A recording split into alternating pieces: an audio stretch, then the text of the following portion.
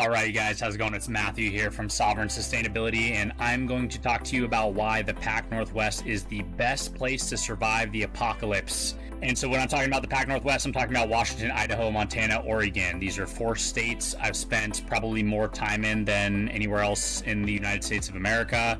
I've gone through all the nature spots, the national parks. I've looked at property in every single one of the states. I've hunted in all of the states, etc. And I've also gone to many of the metropolitan cities. I've seen how the politics are. I've seen how the people are in the streets. I've got a really good handle on these areas. Not only am I going to go over why the Pac Northwest is the best, I'm going to go over each individual state. I'm going to go over which ones are best, where is best within the states, and then also I'm going to give you secret spots in each of the states that you could go to bug out, or ideally to buy some property around, because really it's going to be a lot easier to bug out near home. You don't want to migrate a bunch of stuff all the way across state, especially because we don't know what the scenario is with that SHTF. All of this is going to be based off who you have in your tribe, what your unique skills are, where you're from, how much revenue you have. There's a lot of different factors that play into this, but I'm simply just going to talk about the Pac Northwest and why it's the best place to bug out. Real quick, if you cut the country in half, going east and going west, so 50% on the east and 50% on the west, 80% of all of the U.S. population is in the east side of the U.S. So there's way more people on the east of the United States of America than the west. 20% is on the west, and guess where the vast majority of that population is? You guessed it, California. Most of that 20% of the population of the west is in California. So this is another reason why the Pac Northwest is amazing. There's very few as far as population here.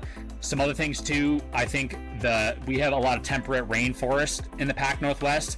Temperate rainforest, think of it like a rainforest, but with pine trees, evergreens, and things along those lines, lakes, mountain lakes, etc. It's amazing because there's a lot of water there, but we also get the tree coverage of a pine forest, the mountainous type regions, so it's easy to hide out in different locations. And with the little population that's out here, it's not very treed, so we've got a lot of wilderness to traverse and keep away from people, because people are ultimately the main danger. You know, predators, sure, they're dangerous. People do get eaten or killed by predators, but we get killed far more by humans.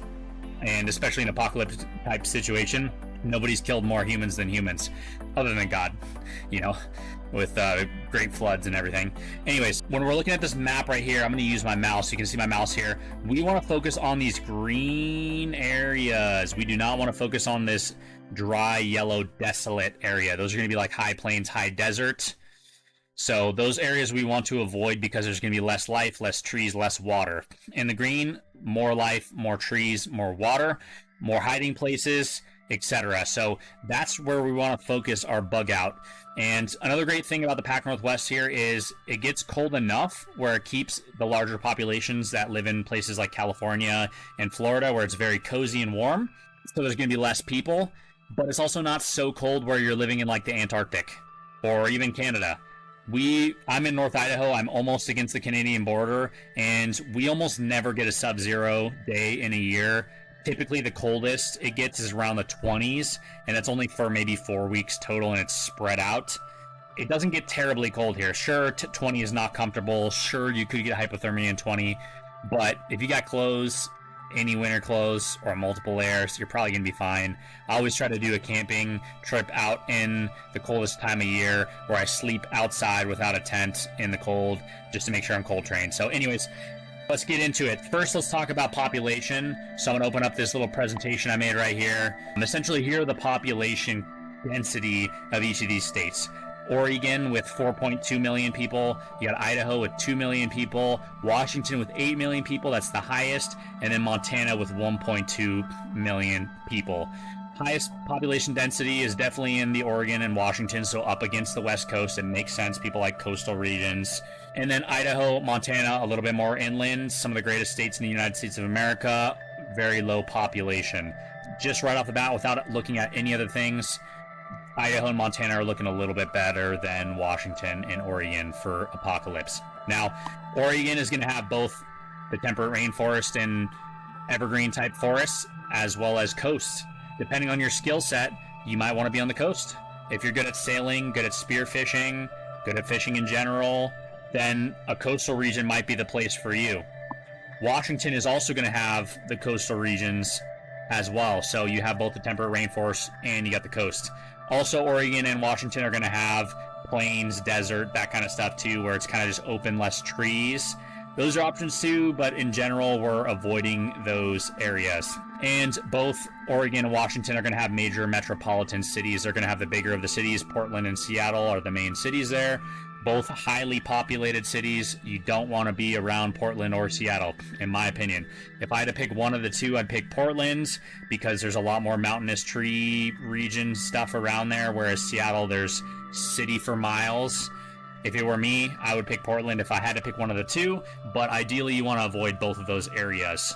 Getting into Idaho. Idaho's very low population, got a lot of temperate rainforests, especially up north. Idaho's going to be a phenomenal state. You got a lot of options here, very low population, not many major metropolitan areas. Boise is the closest one, but because Boise is kind of in a plains area and there's not a lot of trees, I wouldn't recommend being around there. You probably want to be in the top half of Idaho, if not just in the Panhandle. And there's some amazing mountainous treed regions as well, like around the St. Joe. That's going to be a great area. Even if you get out to like Pocatello, Rexburg, those areas, there's going to be some good forested area that you can go bug out with mountain lakes and places you can hide, streams, creeks, all that. You also have the great state of Montana. I love Montana. Montana is some of the most beautiful places on the planet. Obviously, it's known for its ranching. It's tied into Yellowstone on the south side, so a lot of people know Montana for old Western movies and shows and things like that. Montana is phenomenal. Now, a lot of Montana is high plains and desert. There's a lot of areas that are really ugly, not very much trees, really open, so people can see you, and there's not a lot of life. You're also going to want to stay around the tree regions in Montana. Typically, that's going to be the more west, especially northwest. Some of the southwest is good too. You got some areas like Big Sky, you got Kalispell, Evergreen, Whitefish. Missoula's kind of high plains, desert. Billings is kind of high plains, desert. Everything in between is mostly that too. Kind of northwest, you're going to get some phenomenal countryside. That's going to be Montana for you there. Back to the map.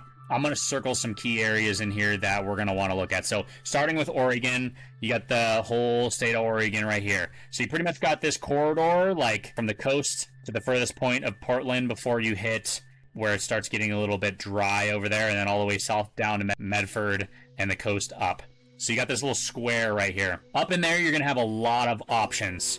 So as you can see around Portland, it's a little less treed, and I would assume that's mainly because most of the population is there, so they've probably done more treeing. So you probably don't want to be in this corridor. Now, if you got family out, a lot of family out there, then maybe that'd be a good location to be. However, me personally, I'm going to think more inland in these areas or more coastal on these areas. Personally, I've spent more time in these coastal areas around the forest around Newport and down south. I love these areas. There's a very low population among the coast. That's where I would personally recommend looking for properties and bugging out in those areas. That's going to be my preference personally. Obviously, there is some tsunami hazard zone. That's something you need to think about when bugging out there, especially if you're going to be there for a long period of time. You know, if you're actually on the coast, they've got sneaker waves and things like that. When we were out there, we were seeing sneaker waves. I personally am a decently strong swimmer. I've lived in Hawaii for 6 years, and I swam at Makapu'u and North Shore, Waimea, and there's all these places where at high tide you get some crazy waves, and you know, you spend more time getting back to shore than took you to even get in the water. If you watch any of the diving videos out here, including up north, up into Washington, the water's a little bit more murky than if you were in like around Hawaii or around the Keys in Florida or something like that. It's going to be a little hard to spearfish down there, but it's definitely possible, and you've got some amazing species of fish. I've seen some world record octopus come out of this coast. There's definitely some good spearfishing out here. If you got a boat, even better. Lots of coastal regions out here. I love Newport. I think it's a great little town. A lot of the people in these towns too along the coast are very cool. I went and stopped by 10th Planet Jiu-Jitsu when I was out in Newport, Oregon, and the people there are just phenomenal. So really good people. The coastal town offers you both the coast for food and the forest for food. They've got elk out here, elk, deer, there's mule deer and whitetail. You got deer out there, elk, and a lot of other species. There's also lots of berries that you can forage in summer. They got a bear population out there. Obviously watch out for trichinosis, but you know, if you get one bear, that can get you through a season. So that's where I would personally be focusing, is in these coastal regions right here. Up in Seattle, you have the Olympia, Washington area. Also a phenomenal area. Now, there's lots of ports and things. So that's one thing we got to watch out with the ports, is if you're near a major port, you could see military or terrorist action coming into those ports. People coming in to, you know, loot large sums and, you know, do the pirate thing and steal from ships and barges and all that. You could also see military come in, depending on what's going on in the SHTF situation.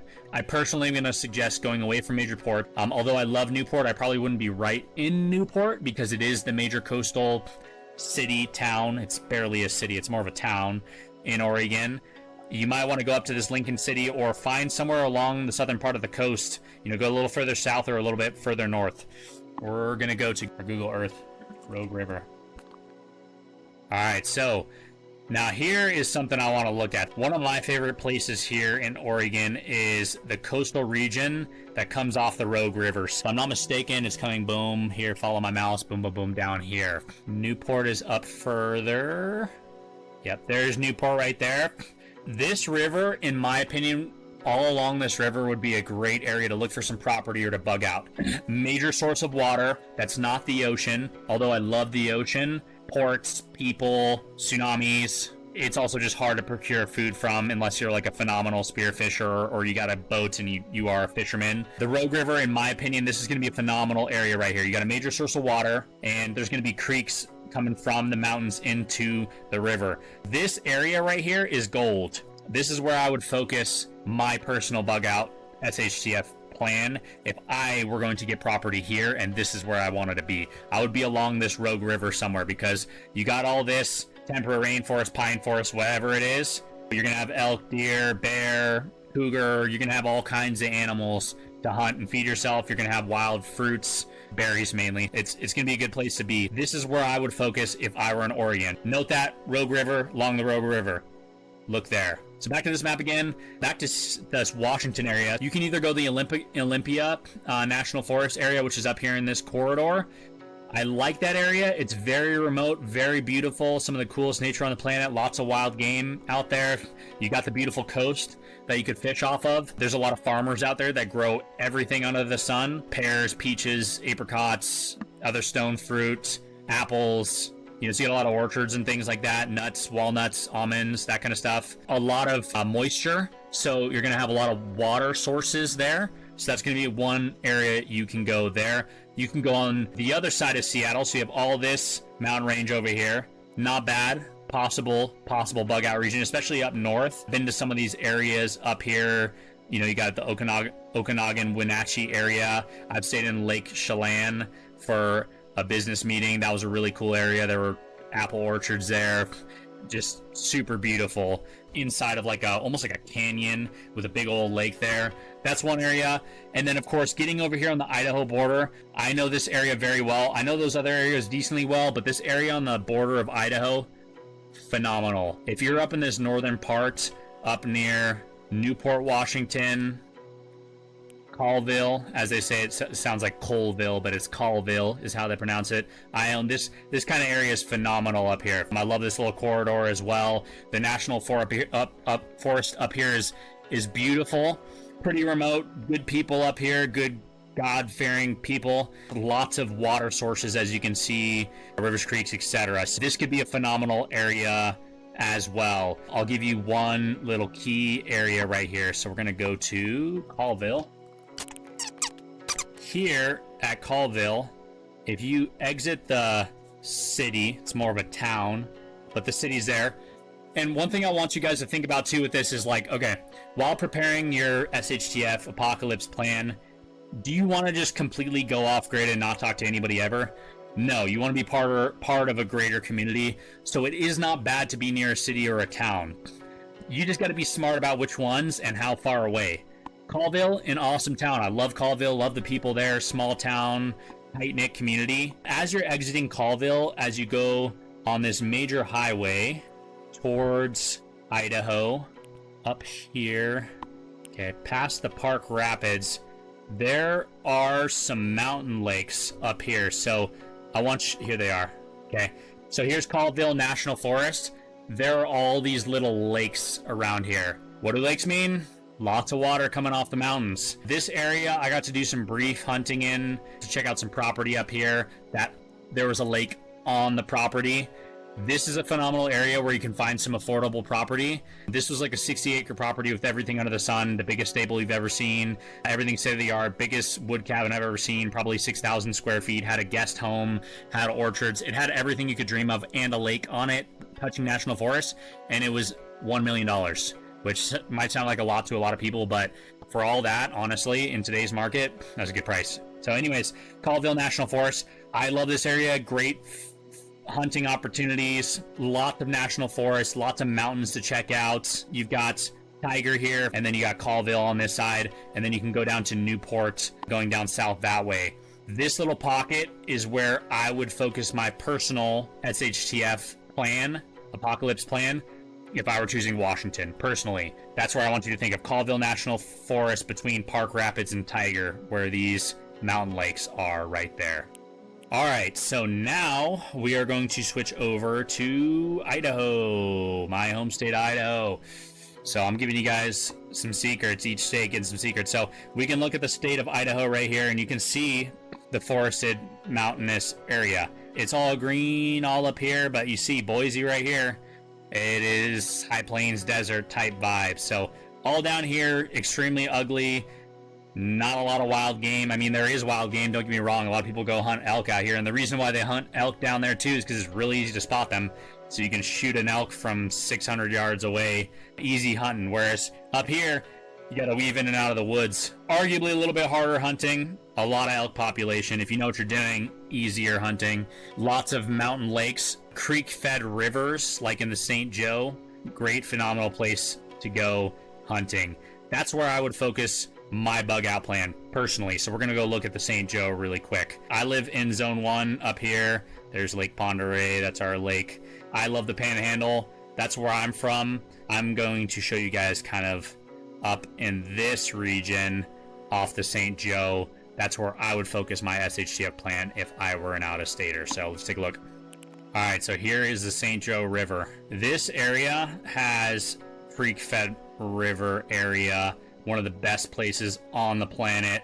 Fishing, hunting, hiking, backpacking, dirt biking, you name it. If you were looking for a place for SHTF, this is where I would go. St. Mary's, little town right here. Love this place. I stayed here when I was getting my real estate license. Cute little town, small community, very nice people. That's the town that I would build my SHTF plan around, personally. Also, there's very affordable property out here. I've seen 10-acre lots for like $50K, which now, obviously, it's more expensive than 10 years ago, but for nowadays pricing, that's a good price. There's like, for example, there's an area somewhere up in here, Fernwood, super affordable, lots of land. It's a little bit out there, but I've sold properties out there. I've sold properties all around here, you name it. And these mountain ranges all connect via back roads. So you can take a dirt bike and go over these mountains, over here to Cataldo, get over to Coeur d'Alene. It's all connected. You can also go up here, up to Lake Coeur d'Alene. Harrison, Idaho is a cool place. I like Harrison a lot. Another good place to look. A little upscale community there.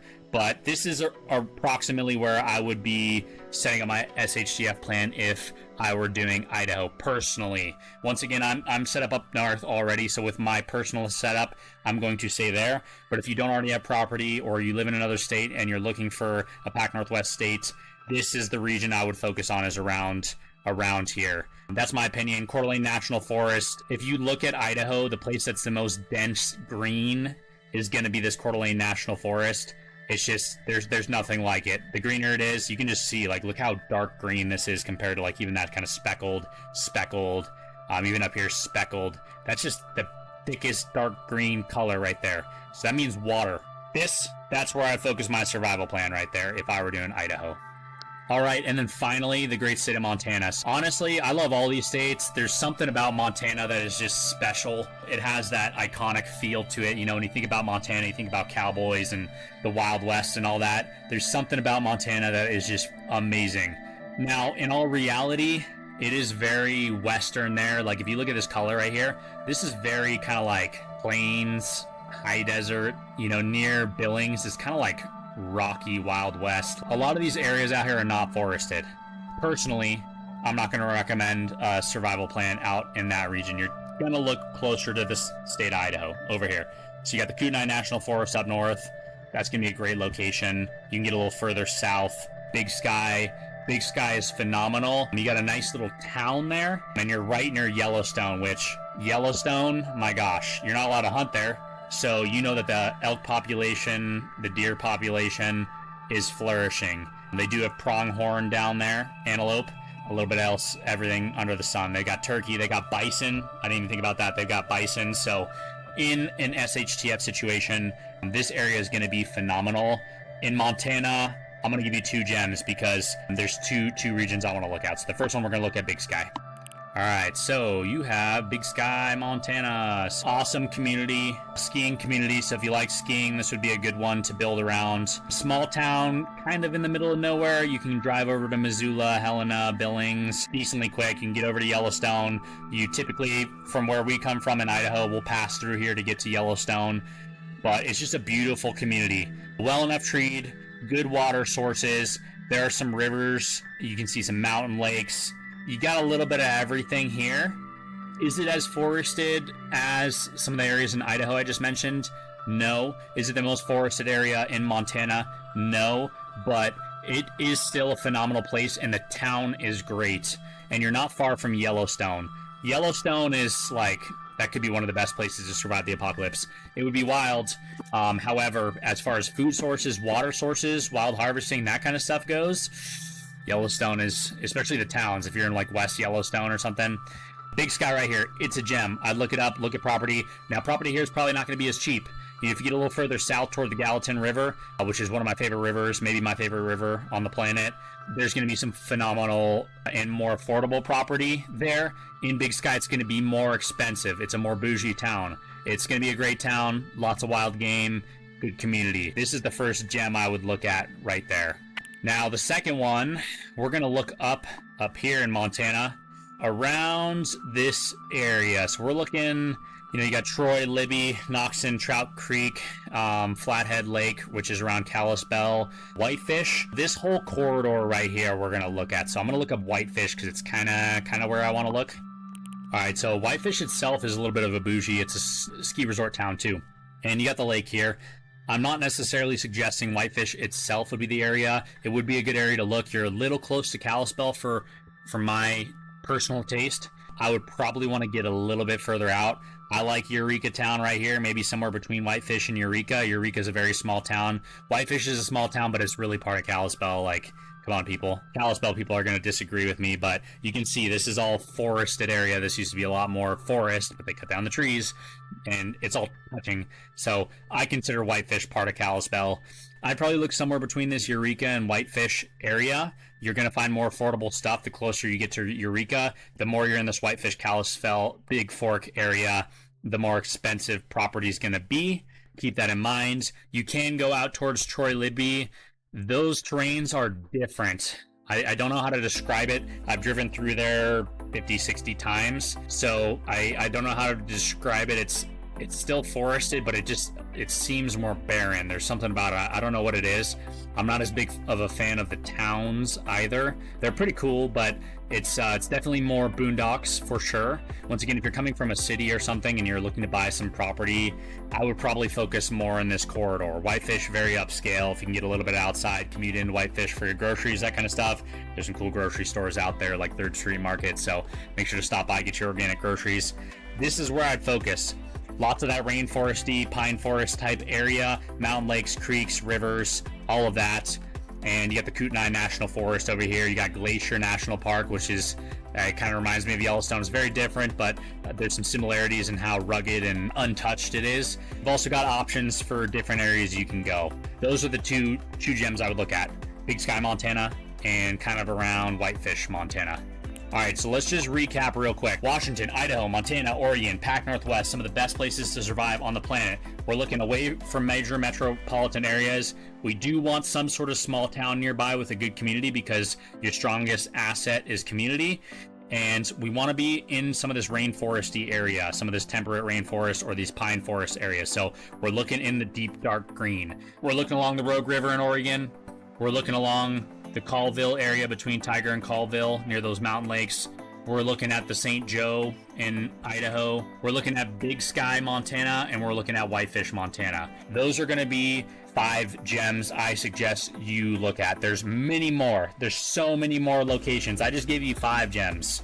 I could show you, if you can look at my bubble, if you don't already use Onyx Hunt, you should get it. You can see some of the red dots on there. We got red dots across Idaho. I've seen many more places. There are many great places.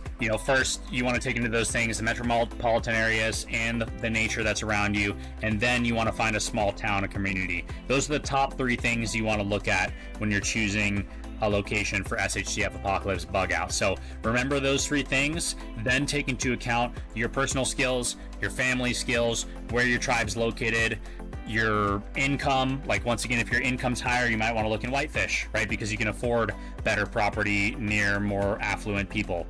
If not, you might want to look around the St. Joe, because once again, cheaper property there in Idaho. You've got options. Avoid major metropolitan areas, set up in a forested area, pick a small town that fits your needs and wants for your family. I hope this video helped you guys.